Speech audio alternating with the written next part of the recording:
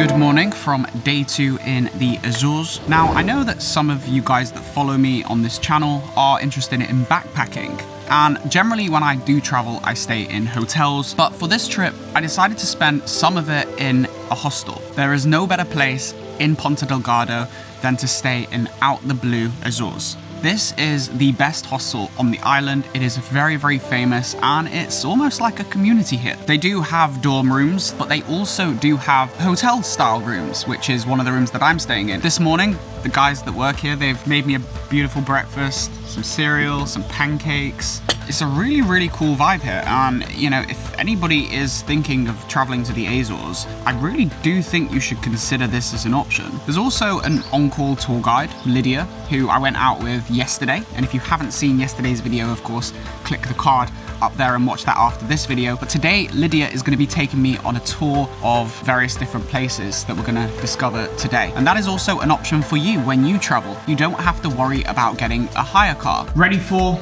another day? Let's go. Right, so what's this hike called? Janela do Inferno. Janela d'Inferno. Janela do Inferno. Okay, are we going in there? Yeah. We're about to go in there, but we need these torches. But I'm not sticking this on my head because I'm hair conscious and I don't want to ruin it. Are you claustrophobic? I mean, I don't know my travel insurance covers this. No, this is safe. Okay. Okay, here we go. Of the tunnel. So we've got to crouch. Okay, here it's very small. There is light at the end of every tunnel. I can be so cringe at sometimes.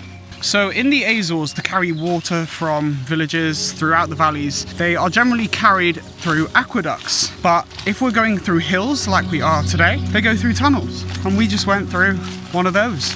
And here it is, Janela do Inferno. I think that's a good picture opportunity. Shall we see if we can get some nice B-roll? You don't know the lingo, do you? The camera lingo? No.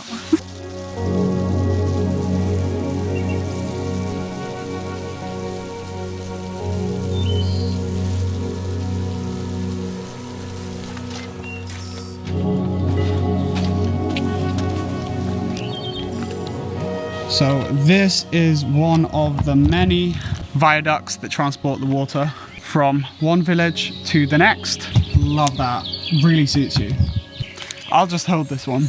And one of the great things about that hike is it was a circular hike. Of course, the straight hikes mean you've got to go there and go the same way back. And we are here at Lagoa do Fogo. This is a viewpoint. Today we can see the north and the south side of the island. Ah. Plus cidades de Salvador. So cidades. Yeah, the cidades volcano. So funny when you see the faces everyone pulls when they see me wearing no t-shirt. But this is just so British. Any opportunity to get our tops off and catch some sun, we take it.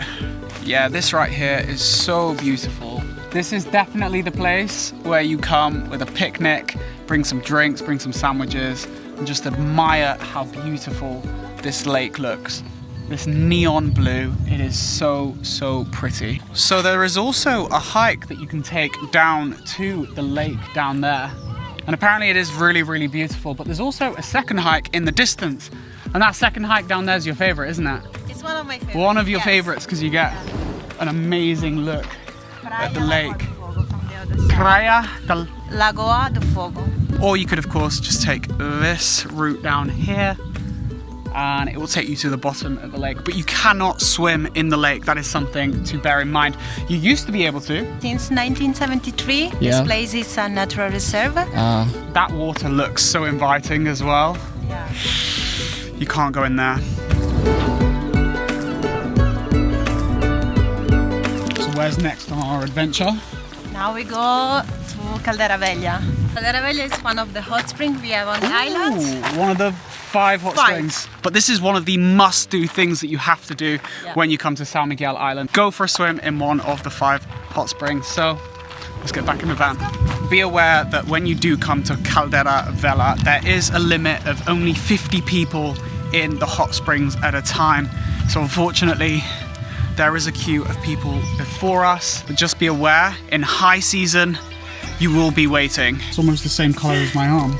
Inside this natural monument, we have hot spring, a tree pool with warm water. And then there is another pool with mild water. So that one's got the waterfall. With a very nice waterfall. Beautiful water. Is it necessary to do all the hot springs on the island, all 5? I suggest at least this one. This one. Ferraria, the hot spring in the ocean. Yeah. And then Furnas, of course. Furnas, of course. Terra Nostra. Terra Nostra, the hotel. But also Posada Donna Beige at night. So that's basically all 4. You've listed like pretty much all of them. So these springs are heated from the fumarole, and the fumarole produces water from under the ground that is approximately 60 to 100 degrees Celsius. That is then mixed with the spring water of around 20 to 30 degrees to create that beautiful, perfect bathing temperature in those hot springs. And it's also good for your skin.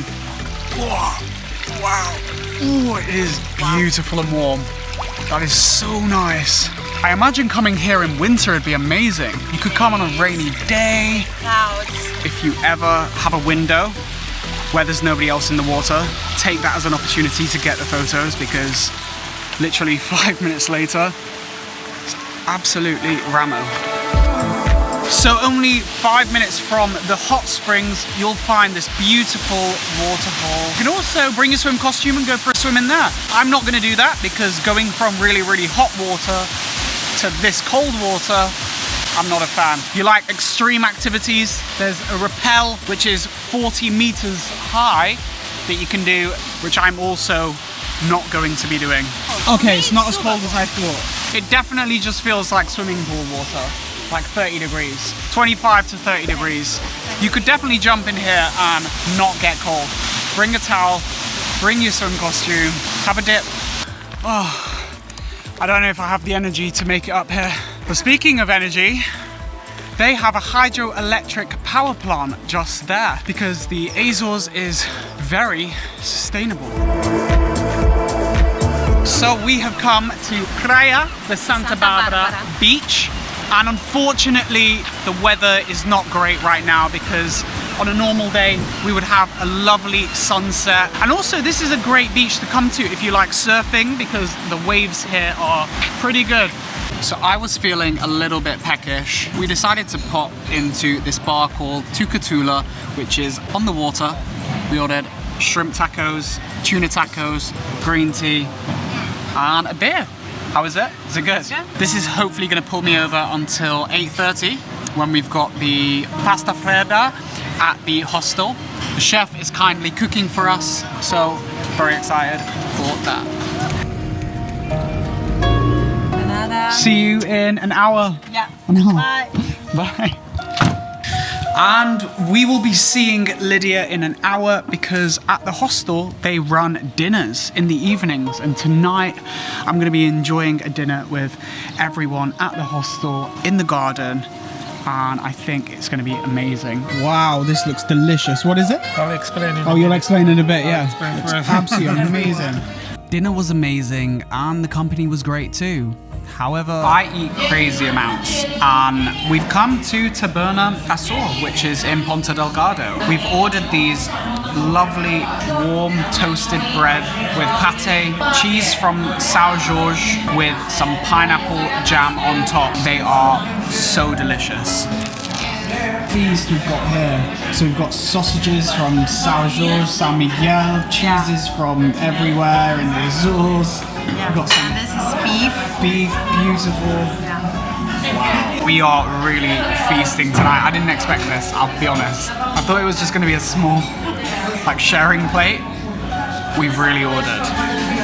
I'm gonna get stuck in.